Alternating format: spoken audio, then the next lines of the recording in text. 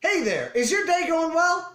I really don't care, just being polite. This is The Sword and the Stone. What do you do when you want to make an educational movie, but you also want it to be entertaining? Well, it turns out that if you're Disney, you make a movie about Arthur and Merlin. So let's dig into this movie and see if we can learn anything. We begin with exposition in song form, which is better than voiceover, I must admit, but then they have to go and introduce a narrator anyway. Whoso pulleth out this sword of this stone is rightwise king, born of England. Merlin knows everything that's gonna happen, but knows absolutely nothing about it. That's a useful trait. In this case, he knows that someone will be coming to him, and he knows that that someone will become someone very important. So he's surprised when he meets a skinny little boy named Wart. So, you did drop in for tea after all. We also discover that there is going to be a contest, and the winner is going to become king. Wart's bigger friend, cousin, brother, whatever he is going to become king in this contest. This is supposed to set up some sort of tension for us. Spoiler alert, it doesn't. If Cain, or whatever his name actually is, becomes king, all the same people will be affected by his kingship as they will be by Wart becoming king. So I don't really care if either one becomes king, because either one of them, I think, is just as dumb as a box of rocks. Also, we see nothing that makes us think that Kay would be a worse king than Arthur would be. It's at this point that Merlin turns Arthur into a fish, a squirrel, and a bird. Not one of these little side quests bears any weight on the story whatsoever. The only lesson he learns is to actually use his brain.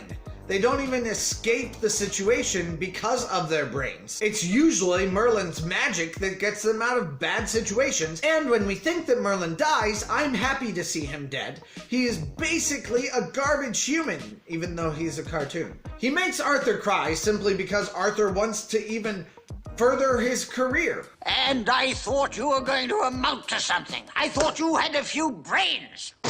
And when Arthur doesn't do what Merlin wants him to do, Merlin throws a little hissy fit and goes to Bermuda. Bermuda, Bahama. It's a good thing that Merlin goes to Bermuda though, because while Merlin is gone, Arthur discovers that he can pull the sword from the stone and actually enact his destiny. When Arthur becomes king, I have to ask myself, what was the point of the last hour?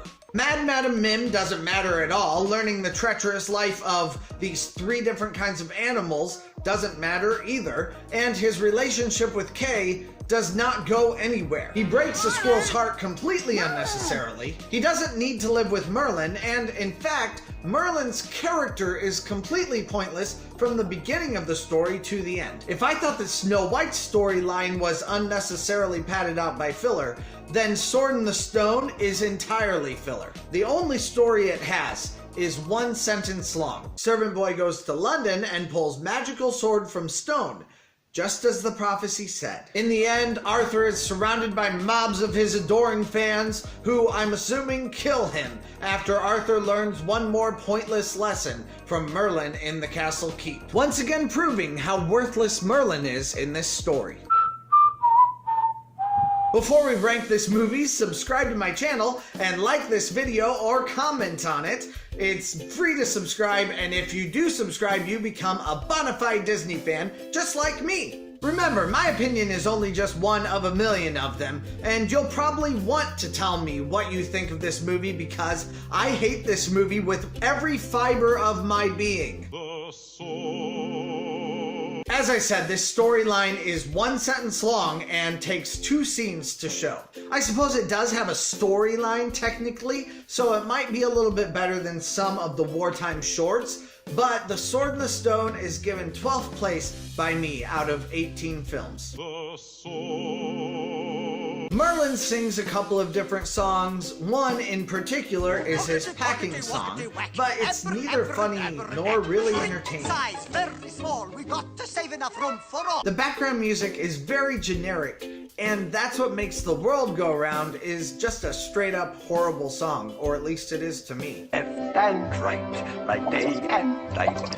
That's what makes the world go round. It makes me sad though that I hate all of these songs because I found out later that they're written by the Sherman Brothers, and the Sherman Brothers wrote some incredible music, including the songs that are on the Carousel of Progress. There's a great big beautiful tomorrow. And I love that song. I give The Sword and the Stone last place for music.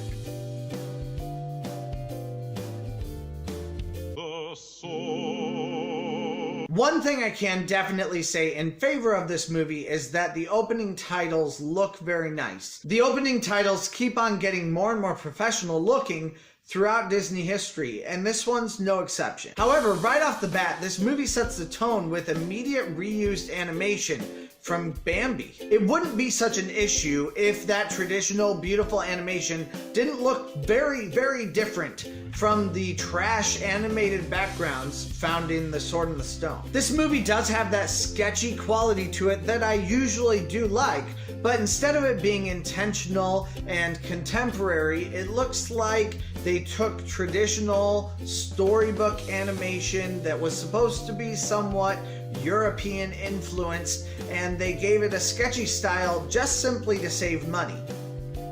And I really don't like that. I hate it when Disney tries to cut corners solely for the purpose of trying to make a buck. Basically, this review is, I don't like it, the review. I'm sorry guys, sometimes I just run up against a stinker. Or I have a bad day.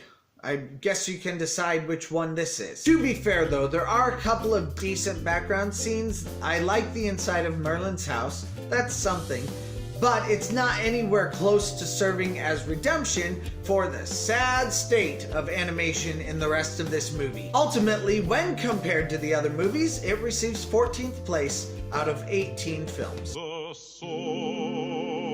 I think Wart is pathetic, and the guy who Wart serves, well, he's a Chad. And to me, he's just annoying. And the owl makes me so mad. He hates everything about life, which is only okay when I do it. But at least I smile once in a while. Even the sugar jar is a grump. I'm relatively certain that this movie wants us to hate every character in this film. Burn it! Burn the whole movie to the ground. We need to start over. I give character development 15th place for Sword in the Stone.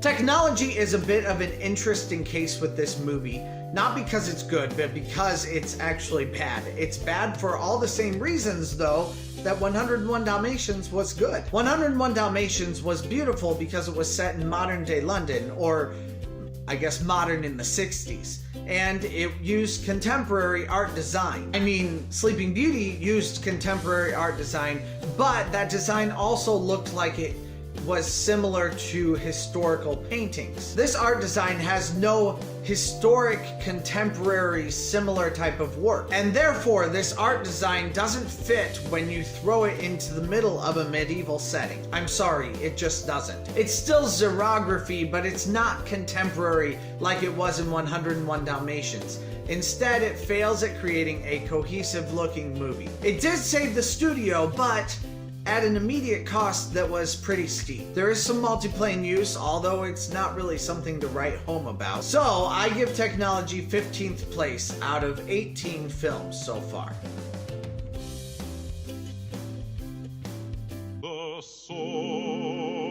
Throw it away, burn it, get this unholy excuse of a movie far, far away from me. I don't like it. I guess I will say something a little bit intelligent here though. At least intelligent for me. This might be your cup of tea, and that's completely okay. I mean, it's not awful, and it doesn't do anything immoral or anything, but it's certainly not my cup of tea, and it was a slog for me to get through. I can see how The Sword and the Stone would entertain the younglings among us, but it just doesn't break any new barriers. It's not funny, or at least I don't think it's funny at all, and I feel like each character is very unlikable. I can live with all of that though, but the greatest offense is that the plot has no stakes in it because none of the earlier things that happen in the movie mean anything to the greater narrative.